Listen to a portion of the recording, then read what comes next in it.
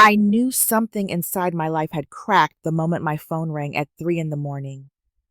The kind of ring that does not just wake you, it warns you. On the other end was a trembling voice demanding $3,000, a voice I once believed I could never lose. That call did more than frighten me. It exposed every fracture, every silent distance, every truth I had been too afraid to face. I thought I was about to save someone I loved. I did not know I would also have to save myself. Before we dive into today's story, take a moment to share where you are tuning in from. We love seeing how our stories connect people from all around the world. Your comments and thoughts bring this community to life, and we are so grateful to have you on this journey with us. If you have not already, do not forget to subscribe and turn on notifications so you never miss a new story. Now, grab a cozy seat, maybe a cup of coffee or tea, and prepare yourself for a tale that will captivate your heart from beginning to end. Let's begin. My name is Margaret Lawson, though most people in Savannah still call me Maggie, the way they have since I first moved here as a young nurse. At 56, I had imagined that this chapter of my life would feel steadier, quieter, more defined by choices than by consequences. Yet that early morning on Bay Street felt like standing on a shoreline where the tide had begun to shift, and I could not quite tell whether it would bring calm or a storm. The house was still, the kind of stillness that holds both comfort and unease. I sat on the narrow porch behind my townhouse, a place that overlooked the slow, patient rhythm of the Savannah River. The air held that faint sweetness of late spring, and the sky was tinted with a pale orange glow. After retiring from the emergency department several months earlier, I had created a routine of these mornings. I brewed coffee, stepped outside before the rest of the city awoke, and let the quiet expand. Retirement had brought me more time, some relief, but also a space in which old worries could echo louder than before. Inside the house, the walls carried memories of a life that had cracked in ways I still struggled to name. Photographs lined the hallway, Thomas and me holding our laughing daughter, Sophie, at Tybee Beach, Sophie in her first dance recital tutu, the three of us at her high school graduation. The images remained warm and bright, even though the marriage behind them had dissolved long ago. Thomas left when Sophie was still young, stepping into a life that seemed to delight him far more than responsibility ever had. He became a weekend presence, a charming voice on the phone, a man who appeared in polished moments and vanished during difficult ones. Sophie, now 26, had moved back home after completing her art degree. She returned with big plans, a restless energy, and a confidence that the world should recognize her talent immediately. She went out often, drifting through gallery openings, rooftop gatherings, and creative collectives. She returned home late, filled with stories, ideas, and complaints about anything too practical. She believed her father understood her dreams and that I understood only the weight of bills and deadlines. That belief stung each time it surfaced. My days were shaped by quieter tasks. I tended to a small garden behind the porch, taught part-time as a medical advisor, and tried to rebuild my retirement savings after years of supporting the household alone. I had helped Sophie through school, through the transition back home, through each period of uncertainty. The mortgage, utilities, insurance, and groceries were mine to manage. Lately, the math had become tighter. I kept all receipts tucked into a folder in the kitchen drawer, though I often avoided opening it. Sophie and I had begun to argue about small things. She disliked the idea of contributing to groceries. She insisted that Thomas planned to support her soon and that I worried too much about money. The dismissive tone in her voice lingered long after the words faded. It was the same tone Thomas used to employ whenever I reminded him of commitments he preferred to ignore. As I stood in the kitchen later that morning, pouring a second cup of coffee, My eyes fell on two objects on the counter: my nearly empty wallet and a letter from the bank reminding me of an upcoming payment. They sat there like quiet warnings. The house remained peaceful, but something beneath the surface felt unsettled, as if the foundation of my life had begun to strain under a pressure I could not yet name.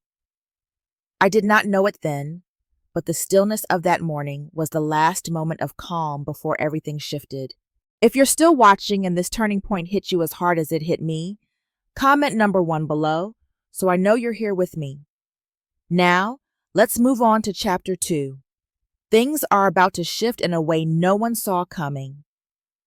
There are moments in a household when nothing appears wrong at first glance, yet something faint and persistent begins to unsettle the air. During those early weeks, I kept sensing small irregularities, as if a series of tiny threads were being tugged loose from the weave of my daily life. Nothing loud, nothing dramatic, only quiet signs that hovered at the edge of my awareness, waiting for me to give them my full attention. One afternoon, I walked past the dining table and noticed Sophie leaning over a stack of my financial papers. She held her phone above the documents, capturing a clear photograph of each page. The soft click of her camera made me pause. I asked her what she was doing, and she responded that her father wanted to understand my financial situation so he could, in her words, offer guidance. The explanation sounded oddly rehearsed. I felt a small sting of unease. Why would Thomas need photographs of my personal records? And why had Sophie not asked me first? Still, I stepped back, unwilling to ignite another disagreement. Over the next few days, Thomas called more frequently. His tone carried a polished sympathy that always felt slightly theatrical. He spoke of the importance of giving Sophie space, of trusting her instincts, of allowing her the freedom to grow into her potential. His words were smooth, almost gentle, but behind them, I sensed a subtle accusation. It felt as though he was telling me that my careful budgeting and my request for shared responsibility were somehow stifling. I knew that tone well. It was the same tone he once used when avoiding any form of accountability. Meanwhile, small tensions with Sophie continued to surface. She brushed off discussions about contributing to groceries, insisting that Thomas had plans to help her financially. She treated my concerns as outdated worries, relics of a generation too obsessed with stability. It hurt more than I admitted, hearing my daughter dismiss the very discipline that had kept our lives intact for years. The distance between us grew in small increments. Sophie came home late, carrying the scent of unfamiliar perfumes and speaking with excitement about new acquaintances. She offered fragments of stories, never the whole picture. I wanted to ask more questions, but each attempt seemed to push her further away. One evening, I found a business card on the coffee table with the name Lucas Bennett, printed in elegant lettering. Sophie mentioned briefly that he was connected to the art world, then changed the subject. The card felt like another loose thread, something slightly out of place that I could not yet understand. I began quietly adjusting my habits. I gathered receipts into a private folder, double-checked the bank statements, and stored important papers in a drawer that I no longer left open. It was not fear exactly, but an instinctual tightening, as if I were bracing for something I could not yet see clearly. During a conversation with my sister Caroline, I mentioned a few of these odd details. She listened without judgment and told me that repeated small signs often reveal larger truths. Her comment echoed in my mind long after we ended the call. That night, lying awake, I replayed the image of Sophie photographing my financial records, the cold shimmer of the card with Lucas Bennett's name, and the overly gentle tone in Thomas's voice. Before going to bed, I looked once more at Sophie's phone on the counter, remembering the documents she had shared. A heavy awareness washed over me. I did not know where these threads were leading, but they were leading somewhere. And they were pulling tighter each day. If this moment made you feel the tension rising, Drop number 2 in the comments to let me know you're following every twist. Get ready. Chapter 3 is where the unraveling truly begins. The first undeniable fracture in my calm, orderly life arrived on a Thursday evening when the sun had already dropped behind the line of old cottonwood trees behind my backyard. I remember the house felt unusually silent, the kind of silence that presses against the walls and waits. Sophie had been drifting farther from me for weeks, coming home late, speaking less, and leaving tiny traces of a life I no longer recognized. Yet none of that prepared me for the moment the quiet turned into something sharp. I was rinsing dishes when my phone vibrated on the counter with an unfamiliar number flashing across the screen. A message alerted me to unusual activity on the secondary bank card Sophie used. The notification described a large attempted charge at a place called the Red Harbor Loft. The name meant nothing to me, but the tone of the message carried weight. It did not feel like a common purchase error. It felt like the start of something unraveling. As I opened the banking app, a knot formed in my throat. Several small charges followed by one enormous attempt that was rejected. The bank had placed a temporary hold on my account. My breath shortened, as if the room had lost half its air. Sophie had not mentioned any plans beyond meeting artists introduced by Lucas Bennett, a man whose influence I already sensed was unhealthy. There was no reason for a workshop or gathering to cost nearly $3,000. The phone rang again, this time from the bank itself. The representative spoke with a calm professionalism that only intensified my unease. He informed me that Sophie's card had been declined due to insufficient funds and that she had attempted a transaction at a private studio event. His explanation was vague, but even through the ambiguity, I heard the underlying warning. The amount was far beyond anything she had ever charged before. When Sophie finally came through the door that night, she looked flustered, her cheeks flushed with the cold air outside. I asked her gently about the charge, but she dodged the question with an exhausted sigh. She insisted that creative opportunities required investment and that I was being restrictive. She repeated phrases that sounded borrowed, almost recited, as if someone else had fed her the script. Her eyes did not meet mine, and the distance between us widened another painful inch. Later that night, while I tried to steady my breathing and regain control of my thoughts, the phone rang again.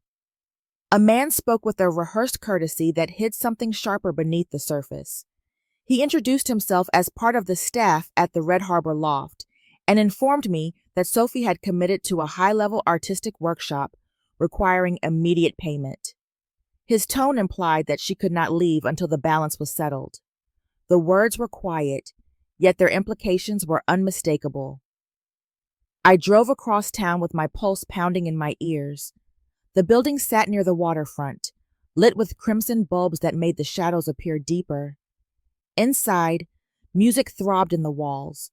People moved in clusters, exchanging envelopes and signing papers. This was not an arts workshop. It had the unmistakable atmosphere of a financial trap disguised as creative opportunity. Sophie stood in a corner, her shoulders slumped, shame pooling in her expression. When she saw me, her eyes filled with a kind of helpless confusion that stabbed through every layer of frustration I carried. I paid the required minimum to release her from whatever agreement she had been pulled into, though dread settled heavily across my chest as I did so. During the quiet drive home, she said nothing. I understood then that this was not a single misstep. This was the first clear sign that someone had lured her into a dangerous world, and the road ahead would only grow darker. If you're still here, and sense the storm forming beneath the surface, comment number 3, so I know you're holding on tight. Chapter 4 will take us even deeper into the conflict.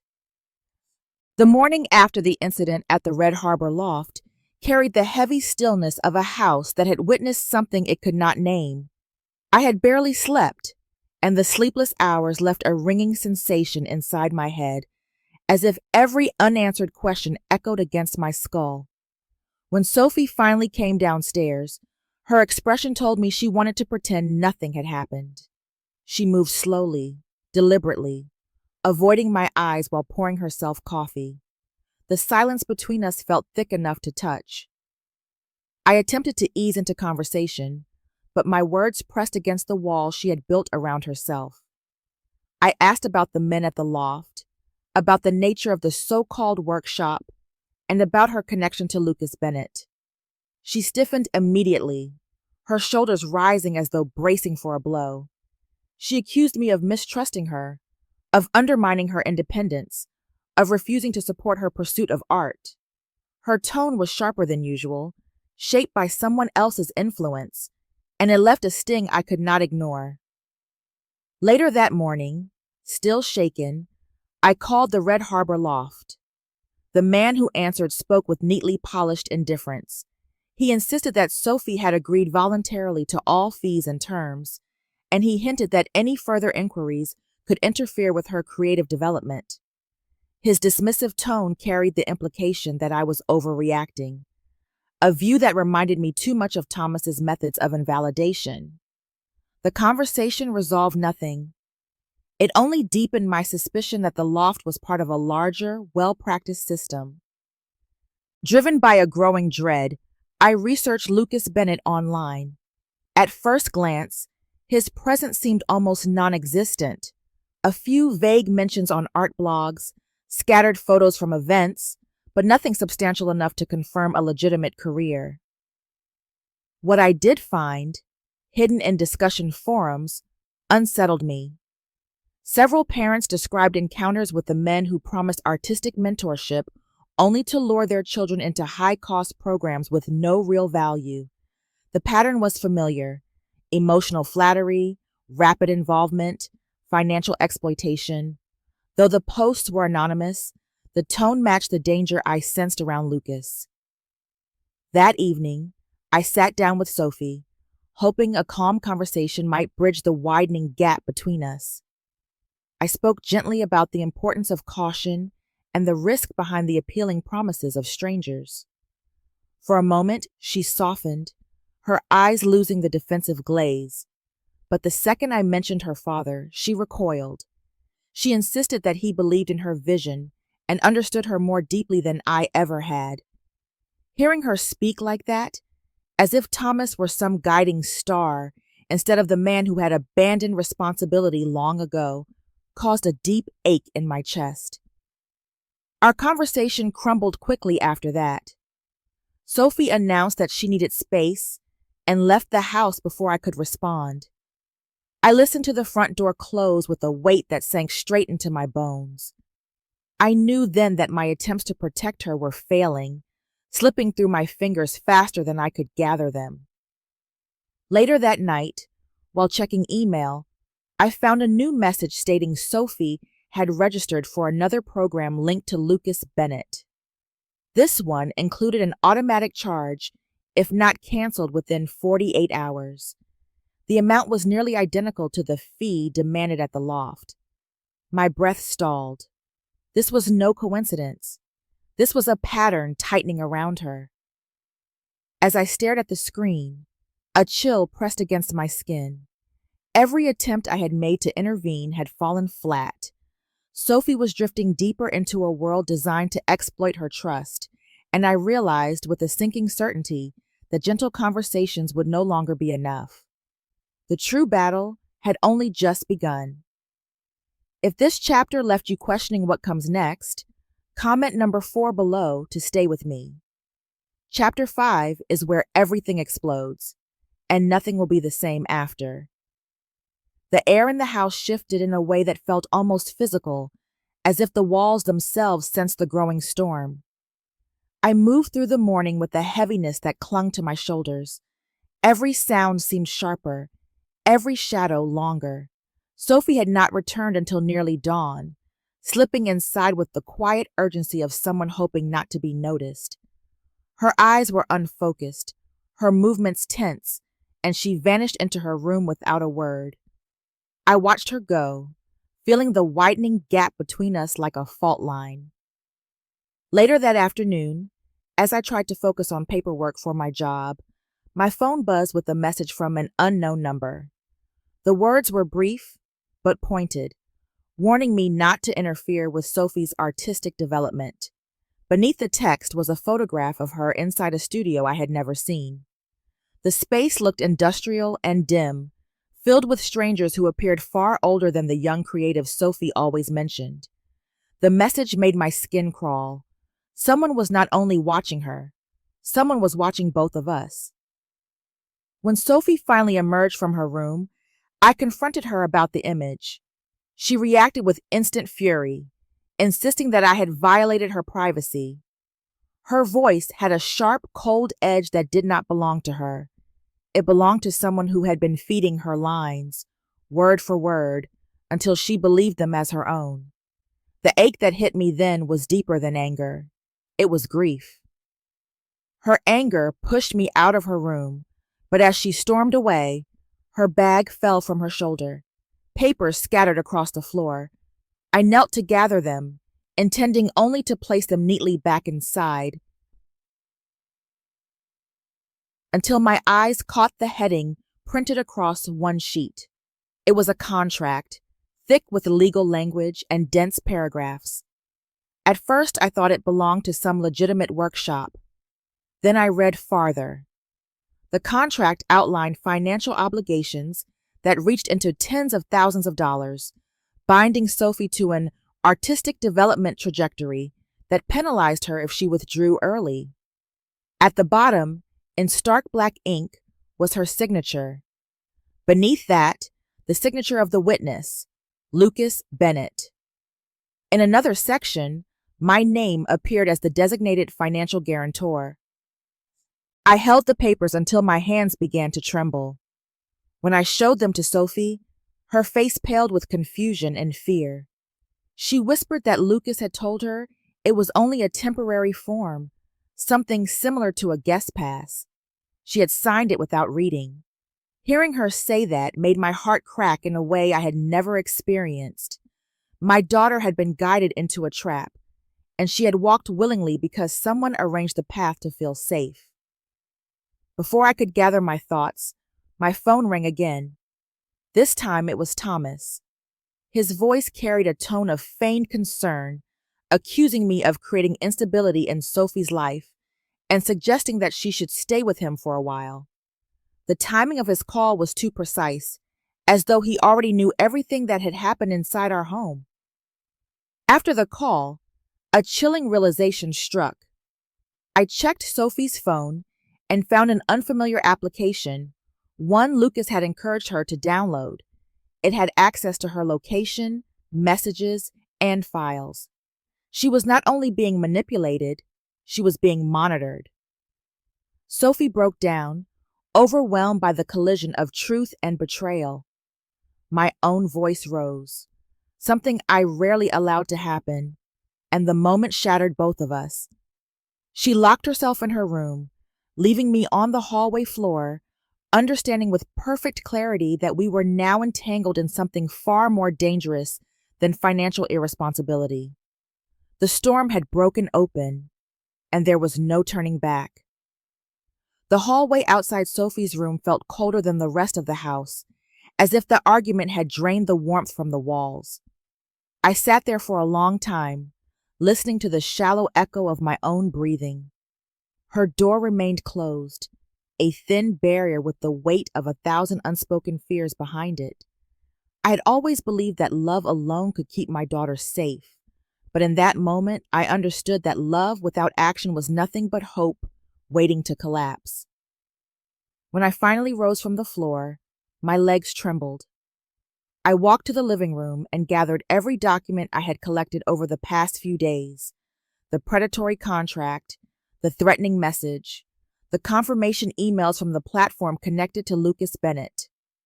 Spread across the coffee table, the papers formed a map of a world I had never wanted to enter.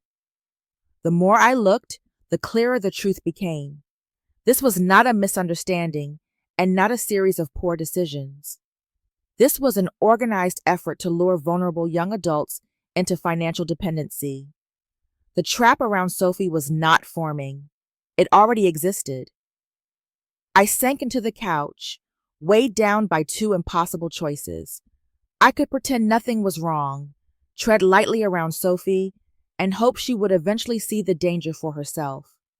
But the pattern so far had proven that hope only allowed the situation to deepen. The second choice was harsher. I could intervene decisively, take away her financial access, and expose the manipulation, even if it drove her further from me. Both paths carried heartache, yet only one offered the possibility of saving her. A memory rose unexpectedly. Sophie, running to me as a child, after falling off her bicycle, her knees scraped and bleeding. She had cried until I lifted her into my arms.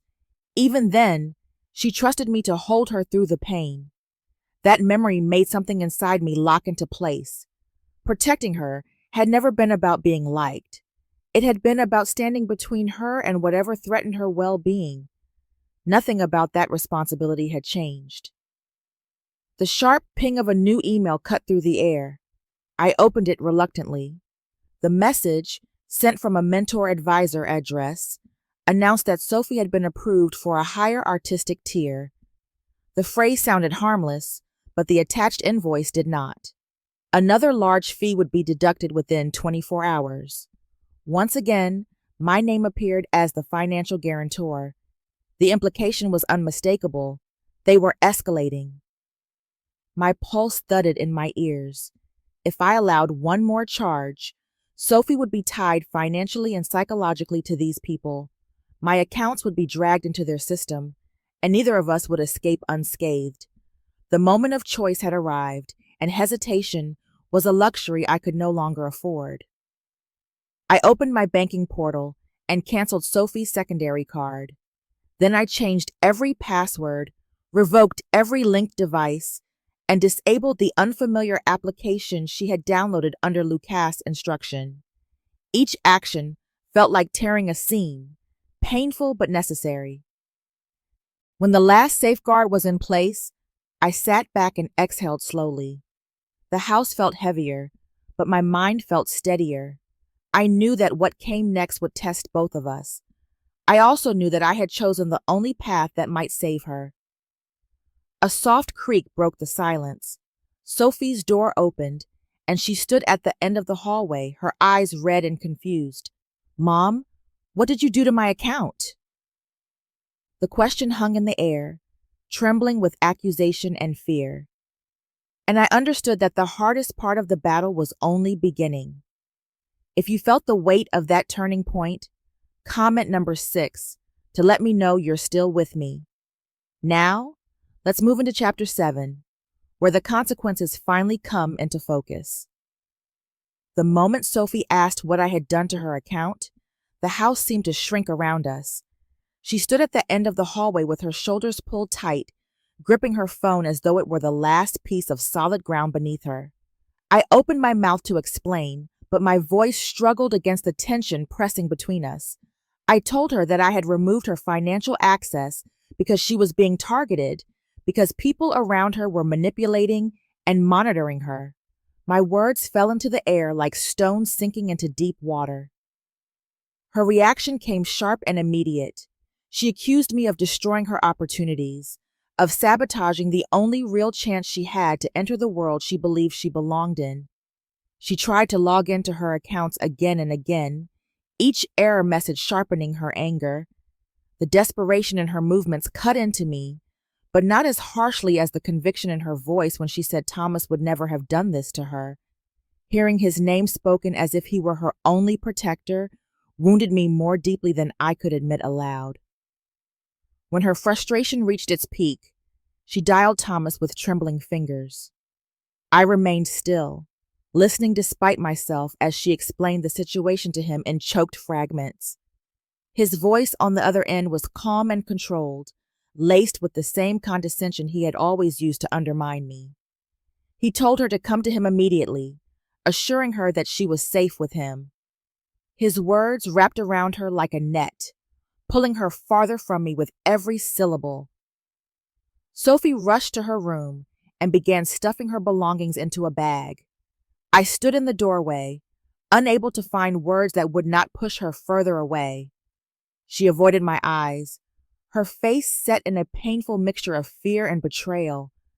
When she brushed past me to leave, I reached out instinctively, but she pulled back as though my touch were a threat. That recoil carved a hollow space inside my chest. As she stepped out the front door, something caught my eye across the street. A dark-colored sedan sat parked beneath a dying street lamp. Inside, a man wearing a cap watched the house intently. When Sophie appeared, his posture shifted, his gaze following her movements with eerie focus. Recognition chilled me. I had seen him in the background of one of the photographs sent to my phone, standing near Sophie at the unknown studio. The realization struck hard. She was not only being manipulated, she was being monitored. The door shut behind her, and silence swallowed the house. I collapsed onto the nearest chair, grief crashing over me with suffocating force. It felt as if I had lost her, not temporarily, but in a way that echoed far deeper. Yet beneath the grief, something steadier began to rise. Fear sharpened into clarity. My daughter was in danger, and the threat was no longer abstract. With trembling hands, I gathered the documents again. I scanned the contract, saved screenshots of the messages, organized every email and image into folders. I documented everything in the desperate hope that information could become a shield. Just as I finished, my phone rang. It was Richard Patterson, the attorney I had contacted earlier but had not heard back from. His voice carried unusual urgency as he said he had reviewed the materials I sent. He paused, then added, "This is not merely a financial scam. We need to meet at once." I ended the call and looked at the empty silence of my home. Outside the window, the sedan eased away into the night. The danger was no longer hidden. It was circling. The night passed slowly, filled with stretches of silence that deepened every time I thought of Sophie leaving with nothing but anger to guide her. Sleep never came. Instead, I paced through the house, stopping often to listen as if the walls might reveal where she had gone. Despite the dread, a faint current of resolve grew inside me. Richard's unexpected call had split the darkness with a thin, steady beam of direction. For the first time in weeks, I felt something close to purpose. By mid-morning, I arrived at Richard Patterson's office, a modest suite tucked above an old bookstore near Wright Square. The building's brick exterior and narrow windows seemed to absorb the heat of the Savannah sun. Inside, the air was cooler, lined with shelves packed with legal volumes. Richard greeted me with a calm nod, his gray hair swept back neatly, his posture steady in a way that eased my breath. He examined the stack of documents I brought. Each page shifted his expression from concern to astonishment to unmistakable alarm. The contract, the photographs, the threatening text message, the application that monitored Sophie, the invoice for the next tier payment. Richard studied them with the precision of a surgeon identifying a spreading infection. When he finally folded his hands, the room grew heavier. He explained that this was not a simple scam. It was, in his words, a coordinated structure designed to manipulate and financially bind young adults who searched for artistic identity. He noted that individuals like Lucas Bennett were often recruiters, experts in emotional persuasion who made victims believe opportunity was just within reach. Thomas's involvement was less clear, but Richard suggested that people in these networks often used trusted family members to reinforce the manipulation. The idea made my stomach twist. Richard outlined the first steps of a legal response. He instructed me to freeze every account tied to my name, to issue formal requests for cancellation of the fraudulent contract, to document everything with timestamps, and to report the application that tracks Sophie's data. His voice remained measured, but the undercurrent was unmistakable. This situation was dangerous. When I returned home, I opened my laptop and followed each instruction. Methodically, I canceled authorizations, saved records, and wrote formal notices. Every action chipped away at the helplessness that had held me captive. My focus hardened, sharpened, as if the weight of my fear had crystallized into determination. Then, an email arrived. At first, it appeared to be an automated confirmation of my cancellation request. Seconds later, another message appeared, this one written by a person, not a system. The sender claimed that Sophie had progressed too far to withdraw and that termination would cause significant harm to the organization. Attached was a photograph of Sophie standing near the same man I had seen watching our house from the dark sedan. My breath caught. This was no coincidence. They were watching her. They were watching us. I forwarded the message to Richard immediately. He called within minutes, his voice tighter than before. He warned me to avoid confronting either Lucas or Thomas directly and to prepare an incident report for the authorities. The seriousness in his tone settled over me like a closing door. This was no longer a private family matter. It was a fight with people skilled in exploitation. As the day faded into evening, I looked at the photograph again. I saw the exhaustion on Sophie's face, the confusion in her posture, and I understood something with absolute clarity. Saving her would require more than comfort or patience. It would require strategy, evidence, and unwavering resolve. I whispered a promise into the quiet room. I was ready. If you're still watching and this shift toward resolution stirred something in you, drop number 8 in the comments. Now let's move toward the ending. Chapter 9 and 10 will reveal everything. Morning light filtered weakly through the blinds, casting pale stripes across the living room floor. The silence in the house felt different from the heavy quiet of worry. It was a stillness that carried traces of something new, something faintly hopeful. I sat at the edge of the couch, hands wrapped around a mug of coffee that had long since cooled, thinking about everything Richard had set in motion. Every document, every message, every piece of evidence was now in the hands of people who understood the nature of predators like Lucas and Thomas. Even so, the uncertainty hovered like mist. When Sophie finally walked through the door, she looked smaller than I remembered.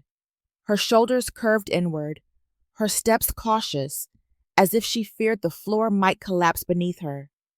The dark smudges beneath her eyes and the tremor in her breath revealed what she could not yet say. Her apology came out in a thin ribbon of sound, trembling but honest. It carried no excuses, no dramatic declarations, only the raw acknowledgement of her part in everything that had unfolded. I could feel the fragile sincerity in her words, a weight lifted not only from her conscience but from mine as well. She sat across from me and began to speak haltingly about her final encounter with Lucas. She described the quiet but unmistakable pressure he applied, the unspoken threat threaded through his encouragements, and the way he made her doubt her own instincts. She admitted she had been drawn in by the promise of belonging, by the idea that someone saw brilliance in her. Hearing her confession felt like watching the last piece of a puzzle click into place. The hurt of her earlier choices lingered, but it was softened by the understanding that she had been lost in a maze designed to trap her. Later in the afternoon, Richard called with updates. His tone remained measured, but the progress was clear. Investigations were underway. The contract had been declared void due to fraud. The authorities had detained Thomas for questioning, and Lucas was now a subject of a broader probe into a pattern of exploitation. He explained that Sophie and I were recognized as primary victims in the case, which meant legal protections and ongoing support. Relief loosened something tight inside my chest, though the road ahead was still uncertain. Before evening, I received a final message from Lucas. The tone was a strange mixture of veiled threat and forced courtesy, an attempt to regain control through words. Attached was a shallow attempt to intimidate, a reminder of what he believed he still controlled. I deleted the message without responding. Silence, in that moment, felt like the most definitive answer I could offer. Sophie approached me later with a quiet determination I had not seen before. She spoke of wanting to find real work, something grounded, something that allowed her to rebuild on solid ground. She said she intended to begin therapy to understand why she had been so vulnerable to manipulation. Her voice carried a steadiness that told me this was not a temporary burst of resolve. It was the beginning of transformation. Over the next several days, we learned to talk to each other again. Conversations no longer rose from defensiveness. Even simple meals at the kitchen table felt like small acts of repair. I realized that I too was changing. I no longer saw myself as the mother who needed to hold everything together at any cost. I was learning to let Sophie stand, even if I stayed close enough to catch her. One evening, I brought her to the community art center where I used to volunteer. She picked up a pencil hesitantly, but soon lines flourished on the paper, unburdened by expectation. Watching her sketch in the warm light of the studio filled me with a quiet pride. We stood together later in the empty exhibition hall, sunlight washing the floor in gold. In that stillness, I understood that this story had never been about destruction. It had been about choosing not to let destruction define us. The next chapter of our lives waited just beyond the doors. The morning felt softer than any I had experienced in months. I sat on the porch with a cup of warm tea cupped between my hands, watching the gentle sway of the tall grasses along the fence line. The breeze moved through them with the faint whisper of turning pages, as if life itself were suggesting that a new chapter waited patiently to be read. The quiet no longer carried the sharp edge of dread. It held space for something different, something steadier, healing, perhaps. As I breathed in the mild savanna air, my thoughts drifted back to where this all began. A ringing phone at 3 o'clock in the morning, a panicked voice, a demand for $3,000 that felt less like a plea and more like a warning of the trouble we were already in. I had not known then that the call would unravel the illusions binding our lives together. I had not understood that the danger was not only in the hands of a manipulative stranger, but also embedded in the distance that had grown between my daughter and me. The journey that followed cracked us open in ways I once feared were irreparable. But sitting in that quiet now, I recognized the truth I had gained. I had spent so many years trying to be the mother who absorbed everything without breaking, who avoided confrontation in order to keep Sophie close, who mistook sacrifice for love. I had feared losing her so deeply that I became blind to the slow erosion of my own boundaries. The events of these last weeks forced me to step out of that fear. They made me confront the truth that love without boundaries is not strength. It is surrender. I found my voice not through anger, but through necessity. And once I stood still and firm, the world around me shifted. Sophie shifted too.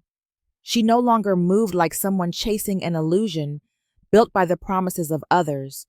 She began attending her therapy sessions, returning home with reflections that held more weight than the script she once repeated. She found part-time work at a small gallery in the historic district, a place that valued her presence more than the false opportunities Lucas dangled before her. Watching her learn to trust her own steps again brought a warmth to my chest that replaced the ache she had carved there for so long. The experience taught me that betrayal is not an ending. It is a revelation.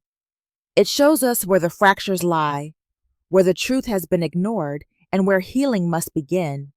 It forces us to choose between clinging to the familiar pain or stepping into the frightening clarity of change. I discovered that strength is not the quiet endurance I once believed it to be. Strength is the courage to stop absorbing harm, even if you fear what letting go might break. As the sun climbed higher, Sophie stepped onto the porch beside me, her hair pulled back loosely, her expression calm. She asked if I was ready to head out for our meeting at the community art center. I nodded and watched her lock the front door behind us.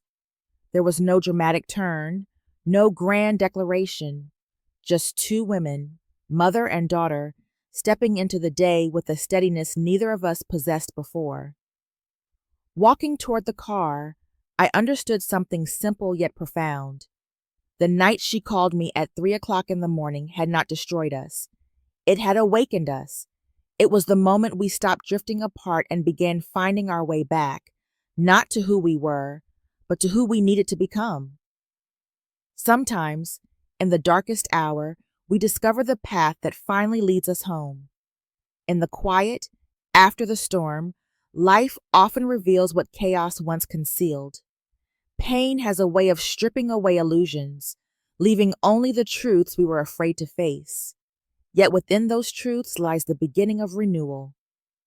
Healing is not a single moment, but a slow return to oneself, a gentle reclaiming of dignity, clarity, and strength. And sometimes, it takes the darkest call and the longest night to remind us of who we are and what we deserve. Growth rarely arrives softly, but it always arrives with purpose. Thank you for spending this time with the story. If it touched something in you, I would love to hear your thoughts. Share a comment, join the conversation, and if you would like more stories like this, feel free to follow and subscribe. Your presence here truly matters.